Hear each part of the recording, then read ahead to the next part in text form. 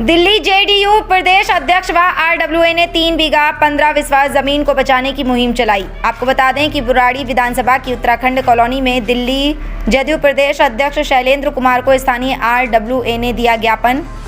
Colony की 3 बीघा 15 विश्वास जमीन को मुक्त करने का भी अभियान। शैलेंद्र कुमार ने यहां सरकारी स्कूल की जमीन को भूमाफियाओं से करवाया था मुक्त।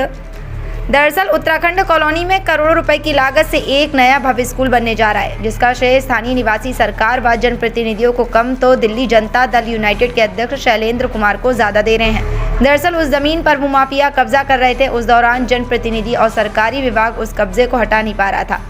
तो स्थानीय आरडब्ल्यूए ने जब शैलेंद्र कुमार से इस बाबत अपनी समस्या रखी तो दिल्ली जनता दल यूनाइटेड के उस वक्त के उपाध्यक्ष व क्षेत्र के प्रमुख समाज सेवी शैलेंद्र कुमार ने उस जमीन को आंदोलन चलाकर भूमाफियाओं से मुक्त करवाया, जिस पर आज स्कूल बनने जा रहा है। साथ ही इसी उत्तराखंड कॉलोनी में जब अवैध शराब बेचने वाले दबंगों ने शराब का कारोबार बंद नहीं किया तो और जनप्रतिनिधि भी उस समस्या का समाधान नहीं करवा पाए। आखिरकार शैलेंद्र कुमार ने ही इस समस्या से इस कॉलोनी को निजात दिलाई और दबंग शराब माफियाओं को कॉलोनी छोड़नी पड़ी। इसके बाद से इस कॉलोनी के लोगों को शैलेंद्र कुमार से ज़्यादा आशाएं हैं। इसलिए अब फिर यहां के स्थानीय निवासी 3 बीघा सरकारी ज़मीन को बचाने के लिए शैलेंद्र कुमार से मिले हैं और शैलेंद्र कुमार को कॉलोनी में बुलाकर ज्ञापन दिया और अपनी समस्या से अवगत करवाया। शैलेंद्र कुमार का स्थानीय लोगों ने पहले करवाए गए कामों के लिए भी सम्मान किया। शैलेंद्र कुमार जनता दल यूनाइटेड व भाजपा के विधायक प्रत्याशी भी यहां पर रहे हैं। आज उत्तराखंड कॉलोनी में आरडब्ल्यूए के वर्तमान प्रधान भैरव दत्त पंचोली व उप प्रधान बीएन पांडे, महासचिव कमलेश्वर पटेल के साथ साथ सभी पदाधिकारियों ने शैलेंद्र कुमार का स्वागत किया और इस जमीन को भी भूमाफियाओं से बचाने का अनुरोध किया। दिल्ली से संजय सिंह की खास रिपोर्ट। पटेल जी, आप लोगों ने शैलेंद्र जी को यहाँ पर बुलाया है। पिछले 5 सालों तो शैलेंद्र जी हालांकि संघर्ष किए, ये कर्म भूमि है, राजनीतिक कर्म भूमि मानी जाती है। आज फिर आपने बुलाया किसी समस्या को लेकर, क्या समस्या है, क्या मामला? जितनी भी यहाँ समस्याएं हुई, अगर जनप्रतिनिधि से वो सॉल्व नहीं हुआ तो मैंने श्री शैलेंद्र कुमार जी का सहारा लिया और इन्होंने अपना योगदान देकर यहाँ का कार्य कराया। यहाँ जो सीनियर सेकेंडरी स्कूल 37 करोड़ की जो बन रही है वो इन्हीं की देन है। इन्होंने सरकार पर दबाव बनाकर ये कार्य को शुरू कराया। मैं एक और भी बात को यहाँ रखना चाहता हूँ कि हमारा एक अमित एक्सटेंशन है और जो उत्तराखंड का अब नया पार्ट बन रहा है, वहाँ पर एक शासी रहते थे 3 साल पहले। हाँ, और यहाँ के उस समय के वर्तमान प्रधान यहाँ पर मौजूद है श्री राधे श्याम जी। वहाँ बहुत लोग परेशान थे, किसी ने, पुलिस प्रशासन या और किसी प्रतिनिधि ने इस पर हमें सहयोग नहीं दिया। श्री शैलेंद्र कुमार जी का सहयोग हुआ तो वहां से शासी आज के दिन में नहीं है, वहां से चले गए। हम उम्मीद करते हैं कि इन्होंने एक बेड़ा उठाकर सीनियर सेकेंडरी स्कूल का निर्माण करा रहे हैं और कई और से काम करा रहे हैं। हम उम्मीद करते हैं और इनसे अपेक्षा करते हैं कि ये जो 3 बीघा 15 बिस्वा जमीन जहां हम लोग खड़े हैं, इसकी फर्द भी आरडब्ल्यूए के नाम से है, इसका भी ये बेड़ा उठाए और ये जमीन की सुरक्षा को प्रदान करे। मेरी यही उम्मीद है इनसे। पिछले 5 सालों तो शैलेंद्र जी हालांकि संघर्ष किए, ये कर्म भूमि है, राजनीतिक कर्म भूमि मानी जाती है। आज फिर आपने बुलाया किसी समस्या को लेकर, क्या समस्या है, क्या मामला? जितनी भी यहाँ समस्याएं हुई, अगर जनप्रतिनिधि से वो सॉल्व नहीं हुआ तो मैंने श्री शैलेंद्र कुमार जी का सहारा लिया और इन्होंने अपना योगदान देकर यहाँ का कार्य कराया। यहाँ जो सीनियर सेकेंडरी स्कूल 37 करोड़ की जो बन रही है वो इन्हीं की देन है। इन्होंने सरकार पर दबाव बनाकर ये कार्य को शुरू कराया। मैं एक और भी बात को यहाँ रखना चाहता हूँ कि हमारा एक अमित एक्सटेंशन है और जो उत्तराखंड का अब नया पार्ट बन रहा है, वहाँ पर एक शासी रहते थे 3 साल पहले। हाँ, और यहाँ के उस समय के वर्तमान प्रधान यहाँ पर मौजूद है श्री राधे श्याम जी। वहाँ बहुत लोग परेशान थे, किसी ने, पुलिस प्रशासन या और किसी प्रतिनिधि ने इस पर हमें सहयोग नहीं दिया। श्री शैलेंद्र कुमार जी का सहयोग हुआ तो वहां से शासी आज के दिन में नहीं है वहां से चले गए। हम उम्मीद करते हैं कि इन्होंने एक बेड़ा उठाकर सीनियर सेकेंडरी स्कूल का निर्माण करा रहे हैं और कई और से काम करा रहे हैं। हम उम्मीद करते हैं और इनसे अपेक्षा करते हैं कि ये जो 3 बीघा 15 बिस्वा जमीन जहां हम लोग खड़े हैं, इसकी फर्द भी RWA के नाम से है, इसका भी ये बेड़ा उठाए और ये जमीन की सुरक्षा को प्रदान करे। मेरी यही उम्मीद है इनसे। क्या लोगों को समर्थन भी मिला। तमाम समस्याएं बुराड़ी में इस वक्त पोल्यूशन के कह लीजिए, जाम के कह लीजिए, विपक्ष जो है कहीं नदारद है। लोग आरोप लगाते हैं विपक्ष है नहीं, इसलिए मनमानी चल रहा है सत्ता में बैठे लोगों का। क्या कहना चाहेंगे, क्या इसके खिलाफ भी आप कुछ आवाज उठाना चाहेंगे? हम इतना ही कहेंगे कि आज जो स्थिति है हमारे बुराड़ी की बहुत दयनीय है। मैं फिर से चाहता हूं कि एक बार यहां उतरूं। एक आप देख रहे हैं संत नगर में रोज घंटों जाम रहता है।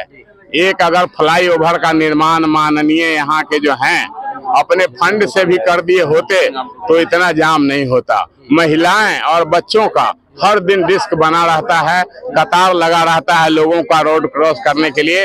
लेकिन 3 बार विधायक होने के बावजूद आज भी एक फ्लाईओवर नहीं है। यहाँ की स्थिति बहुत ही दयनीय है।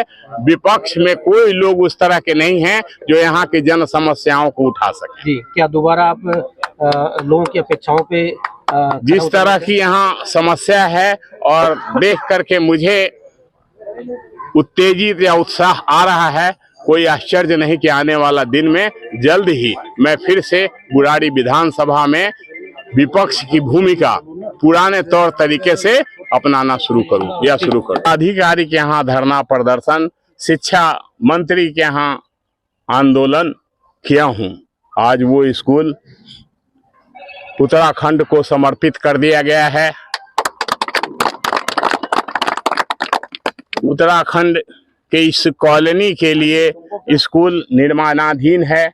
मैं समझता हूं कि कुछ ही दिनों में वो स्कूल यहाँ की जनता को समर्पित हो जाएगी। वैदिक वाटिका के लिए भी आपसे डिमांड हुई है, यहाँ के RWA के लोगों ने किया है, वैदिक वाटिका को बाउंड्री वॉल किया जाए, डेवलप किया जाए। क्या कहना चाहिए?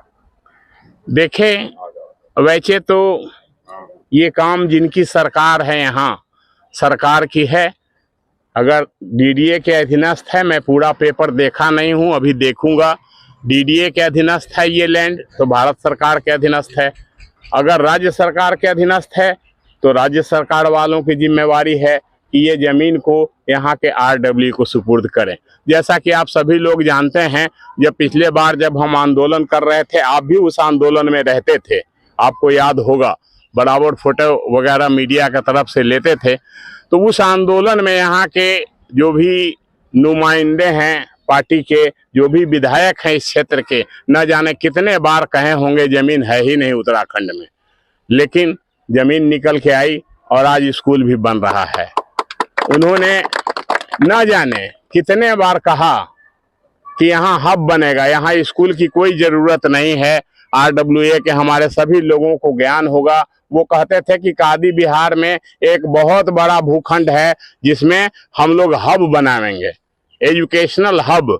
एजुकेशनल हब का मतलब होता है कि उसमें इंजीनियरिंग कॉलेज, मेडिकल कॉलेज, पारा मेडिकल का सारे कॉलेज उसमें होंगे और हब बनने वाले हैं कादी बिहार में। लेकिन हब कब बनेगा, मैं उस समय भी उनसे पूछते पूछते थक गया और चला गया यहाँ से घूमते घूमते, और आज भी मैं हूँ। आज भी उनसे यही सवाल है कि कादी बिहार का वो भूखंड अभी भी लोग उस पर कब्जा कर रहे हैं, अभी भी वहाँ अधिग्रहण हो रहा है, अभी भी लोगों द्वारा इंक्रोचमेंट हो रहा है, लेकिन अभी भी हब नहीं बना, कोई काम नहीं लगा, कोई विकास नहीं हुआ। जबकि ये यहाँ की आज की जो सरकार है आम आदमी पार्टी की, उनका काम था, यहाँ के विधायक जी का काम था कि हब को डेवलप करें, लेकिन कब बनेगा ये पता नहीं। सर, आज हब को उत्तराखंड के RWA के प्रधान श्री BD पंचोली जी की बातों को आपने गौर किया होगा। इन्होंने अपनी RWA के तरफ से एक ज्ञापन भी सौंपा है और इन्होंने इस वाटिका को विकसित करने के लिए इन्होंने अनुरोध किया है। आप सभी लोग, मैं समझता हूं कि मेरे समक्ष जो भी अभी मीडिया कर्मी उपस्थित हैं, आज से कुछ ही दिन पूर्व, कुछ वर्ष पूर्व उत्तराखंड में एक बहुत बड़ा भूखंड था, जिसको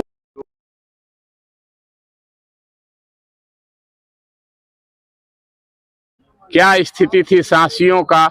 आसपास के महिलाएं घर से तक नहीं निकल पाती थी, लड़कियां गलियों से आना जाना मुश्किल कर दिए थे।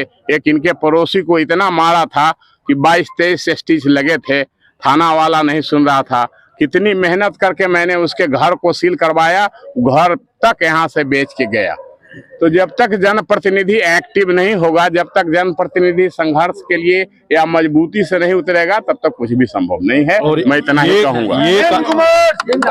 ये काम तब करा गया था जब शैलेंद्र कुमार जी न जनप्रतिनिधि बनने वाले थे, न कोई चुनाव में इनका दिलचस्पी था, तब की बात है।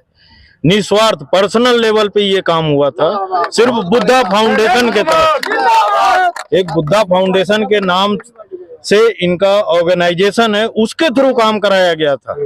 लोग सोचते हैं कि लालच के वजह से टाइम में एक्टिव हो गए, लगे अपना प्रचार प्रसार करने, तो उस टाइम ऐसा कुछ भी नहीं था। इसका साक्षात गवाही हम देते हैं कि पर्सनल लेवल पे ये काम हुआ था। हम लोगों ने इनको रिक्वेस्ट करा था और ये पर्सनल आए थे और सारा काम हुआ था और वो यहाँ से चला भी गया।